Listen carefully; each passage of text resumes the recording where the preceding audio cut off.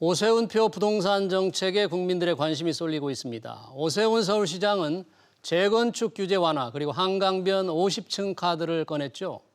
아파트 공급을 늘리기 위한 부동산 대책인데 과연 서울의 도시 경쟁력을 높이는 데는 기여할지 아니면 후퇴시킬지 논란이 많습니다. 대한국토도시계획학회 회장을 맡고 있는 김현수 단국대 도시계획 부동산학부 교수 모시고 도시계획 전문가의 눈으로 본 오세훈 서울시장의 구상 평가해 보겠습니다. 교수님 어서 오십시오. 반갑습니다. 네, 안녕하세요. 자, 오세훈 서울시장이 이제 10년 만에 다시 시장이 됐는데 저희가 계속 지금 부동산 관점으로만 얘기를 하고 있거든요. 도시계획 전문가가 오셔서 이제 도시계획적인 측면에서 한번 평가를 해보고 싶습니다.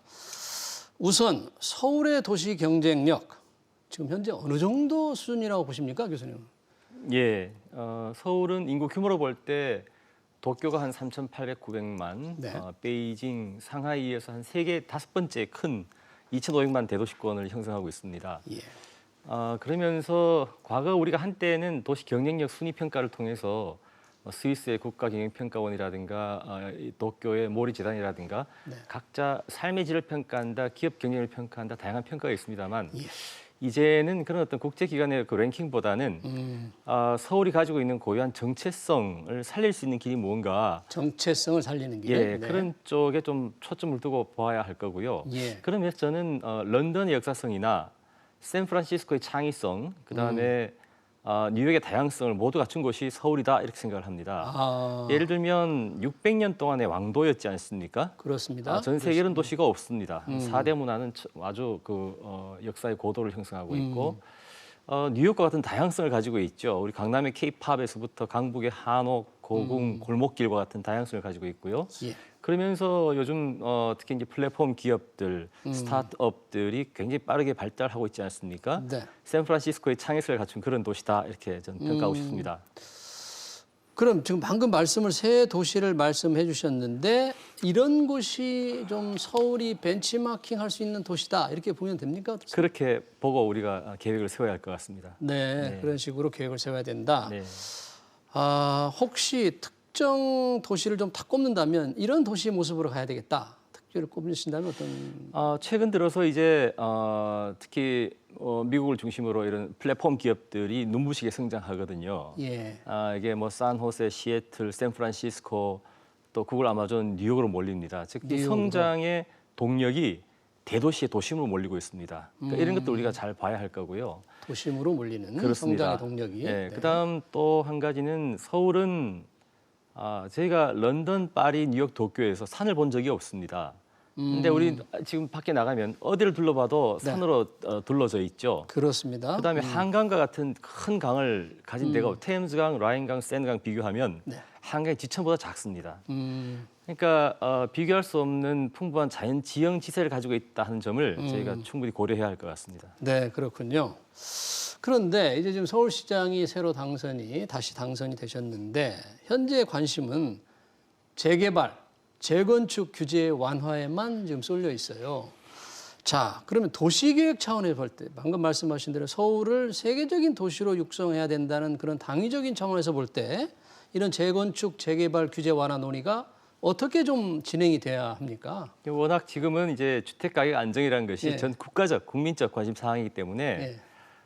정부는 지금 뭐 2사 대책이라고 하는 이제 공공 주도의 주택 공급을 준비하고 있고 예. 또 서울시는 규제 완화를 통해서 민간 재건축을 확대해야 한다는 그런 준비를 하고 있습니다. 예. 뭐 둘 다 필요하다고 생각을 합니다. 왜냐하면 그동안 서울시내 신규 주택 공급이 너무 적었기 때문에 예. 상대적으로 일자리는 최근에 와서 많이 늘었습니다. 물론 자영업 소상공인의 일자리는 좀 위축된 면이 많습니다만 아까 말씀드린 그런 최근에 디지털 전환이 촉진되면서 예. 발생하는 고급 일자리가 많이 늘어나고 있다. 고급 일자리 늘었는데. 예.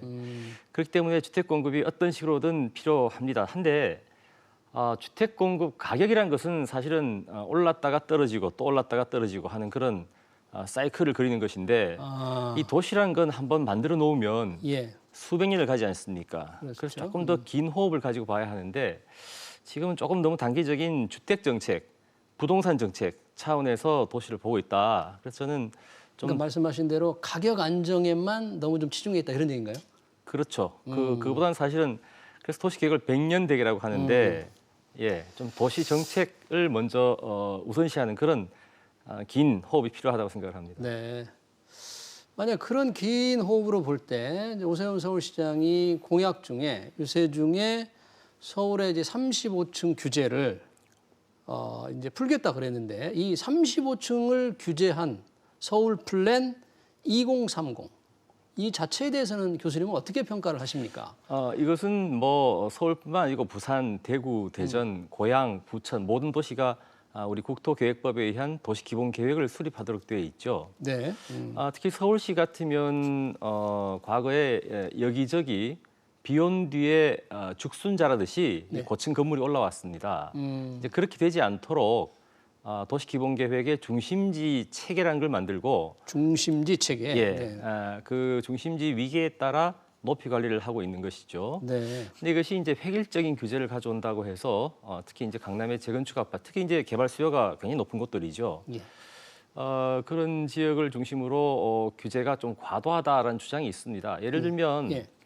뭐 싱가포르의 마리나 베이 샌즈라든가 토론토의 CN 타워라든가 맨하탄이라든가 예. 이 초고층 건축물들이 빼곡하게 모여 있는 그런 지역들을 보라. 네, 그런 주장들이 좀 있습니다. 예, 네. 있는데 여기는 그 도시의 도심입니다. 도심이고 용도 지역상 상업 지역이고 또 그 건축물이 아파트가 아니고 예. 복합 건축물입니다. 그런데 자 그래서 이제 서울시에서 한 기본 계획에 썼던 걸 집어넣냐 하면 중심지 위계 예.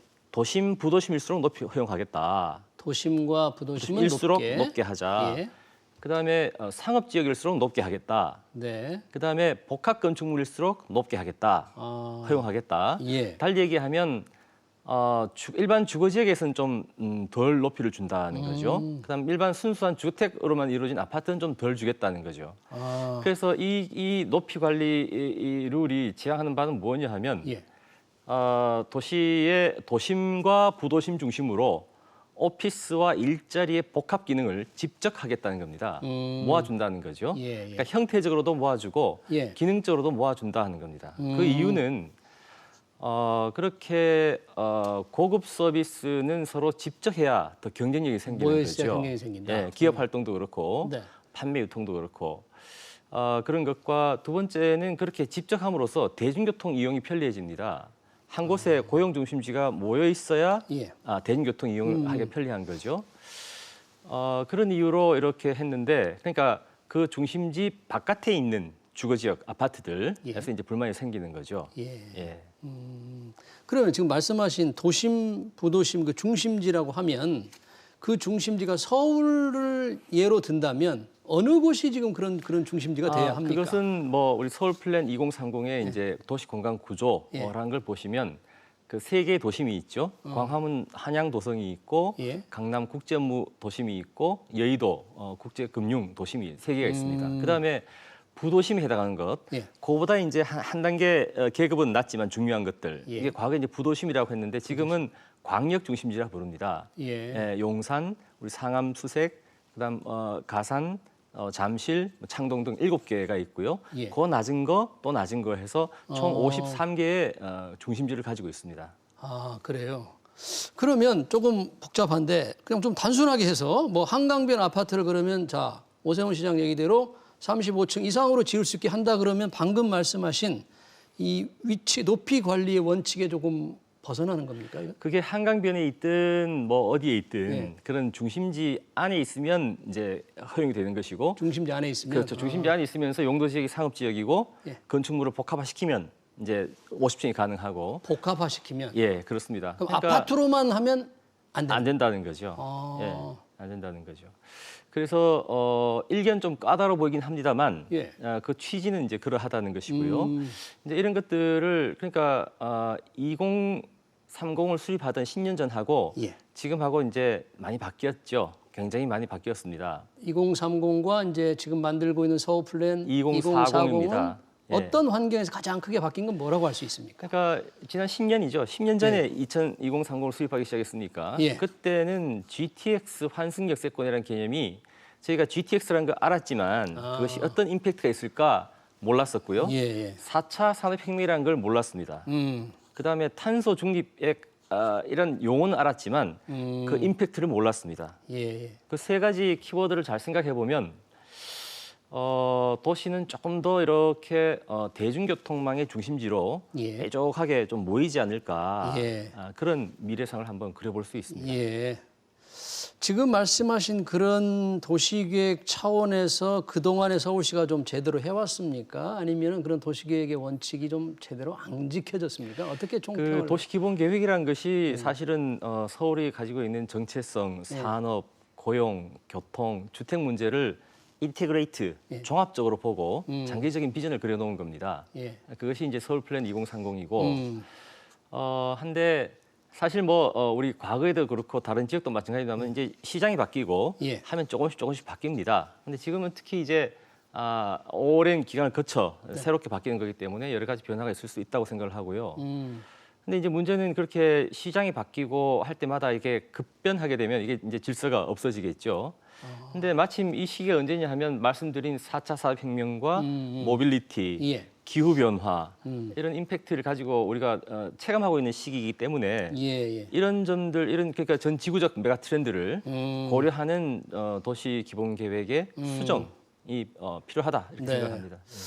굉장히 중요한 도시계획을 얘기하는데 어쩌면 그 도시계획에 비하면 좀 지엽적이지만 시민들이 관심을 갖는 예를 들면 주거 지역에서 은마 아파트 35층 이상 재건축이 필요하다. 뭐 자꾸 이렇게 얘기를 하지 않습니까? 네. 그러면 높이 관리 차원에서 그건 어떻게 봐야 됩니까? 이제 재건축 아파트는 사실은 이제 우리 조합원들 같은 철저하게 사업성 중심으로 보는 거죠. 예. 예를 들어 그 조합 한 4,500세대가 있다고 하면 예. 그분들 중에는 사실은 현재 가격으로 들어온 분도 있고 음. 절반 가격으로 들어온 분도 있고 네. 그 전에 아주 3분의 1 가격으로 들어온 분도 있고 굉장히 다릅니다. 달라서 예를 들어 우리가 재건축 사업의 수익성이라는 거는 우리가 S전자 주식을 살까, 예. 음마 아파트 투자를 할까, 예. 비트코인을 살까 이런 개념이죠. 예. 이런 개념이고 아마 아무런 규제가 없다면 재건축 아파트의 조합은 용적률을 더 올리면 좋죠. 일반 분양분을 늘리면 그렇죠. 자기 부담이 줄어듭니다. 줄어드니까. 그다음에 네. 이것을 더 비싸게 팔면 예. 분양가가 올라가면 자기 부담이 줄죠. 그렇죠. 그래서 이제 그런 룰로만 재건축을 하면 안 됩니다. 그건 안 안 되는 된다? 것이고, 예, 안 되죠. 그래서 이제 분양가 상한제라든가 재초안 같은 것이 좀 과한 면이 있습니다. 이중적인 규제이기도 하고. 좀 과한 면이 예, 있지만. 근데 만약에 그러니까 그게 왜 생겼냐 하면 규제를 하지 않으니까 계속 분양가 올라갔단 말이죠. 예, 예. 용적률은 착 올라간단 말이죠. 예. 그래서 우리가 어느 수준까지 이것을 조합원의 재산권을 보호하면서도 주변 지역에 네. 외부 효과가 적은 그런 도시를 만들어 갈까 하는 사실은 그런 고민과 공감대가 필요합니다. 네. 한데 이제 그런 거 없이 그냥 일방적으로 규제를 하고 또 조합은 이렇게 과도한 규제다라고 하니까 좀 안타까운 면이 있습니다. 네. 뭐 시간은 거의 다 됐지만 어렵게 나오셨으니 한 가지만 더 여쭙겠습니다. 지금 정부가 주택 공급 확대를 위해서 3기 신도시를 개발하고 있는데, 자 신도시를 개발하면 뭐 지방은 이제 소멸한다. 또 이게 도시를 이렇게 개발해야 계속 이렇게 해야 되는가 하는 측면의 주장이 있는데 교수님은 어떻게 평가를 하세요? 이제 외곽 신도시 건설하는 거에 대해서 걱정들이 많습니다. 근데 과연 그 서울 도심에 공급할 수 있는 주택 호수가 얼마나 될까? 서울 도심에서. 네. 그래서 이제 과연 일각에서 얘기한 것처럼 수십만 호를 공급할 수 있을까? 혹은 바람직할까? 그러니까 다시 런던, 파리, 도쿄, 뉴욕하고 비교를 하면 행정구역 면적 대비 인구 밀도로 보면 예. 서울이 굉장히 높습니다. 특히 한강과 북한산, 도봉산, 청계산, 산세 개발할 수 없는 땅을 제하고 나면 절대적으로 최고의 인구 밀도를 가진 도시가 서울입니다. 이미 인구 밀도가 높다. 그다음에 우리 얼마나 지금 저층 주거지라든가 낡은 재개발지를 둘러싼 정비 사업의 갈등이 어렵습니까? 그렇죠. 이런저런 점을 고려한다면 서울로 지금 2년 전부터 다시 인구가 모이고 있습니다. 그다음 GTX는 확대되고 있는 거죠. 예. 이런 점을 고려하면 일정 수준의 외곽 개발이 불가피하다고 보여지는 것이고요. 서울로 지금 밀집되는 걸 조금 완화하기 그렇습니다. 위해서. 예, 그렇습니다. 근데 우리가 50년 전에 만들어놓은 그린벨트 때문에 네. 서울의 경계를 그린벨트까지라고 보는데 사실은 그렇지는 않고요. 예. 지방자치제가 25년 전에 실시되면서 서울의 행정구역 경계를 묶어버린 거죠. 그 이후로 확장되지 못했습니다. 그런 면에서 한 45분권, 반경 한 15km권에서 통근할 수 있는 도시를 만들어 나가는 건 지극히 당연한 일입니다. 당연한 일이다. 문제는 말씀하신 대로 이제 지방 쇠퇴가 우려되는 거죠. 근데 지방 자 이제 수도권에 그러면 주택을 공급하지 않을 것인가 하는 고민이 있습니다. 그래서 지방에 지금과는 다른 특단의 좀 그 지역 균형 발전 대책이 필요한데 청년들이 한 10만 명이 매년 서울로 옵니다. 그 이유가 사실은 수도권에 성장하는 신성장 산업 플랫폼 기업 때문에 그러니 일자리 그런 것들을 지방에 좀 체계적으로 공급할 수 있는 예를 들면 도심융합 특구와 같은 전과 다른 그런 지역 대책이 필요하다고 생각합니다. 그렇군요. 신도시도 필요한 필요한 측면이 있는데 지방 소멸을 위한 대책도 필요하다 그런 얘기시네요. 그렇습니다. 네, 시간 관계상 여기까지 듣겠습니다. 지금까지 김현수 단국대 도시계획 부동산학부 교수였습니다. 교수님 고맙습니다. 네, 감사합니다.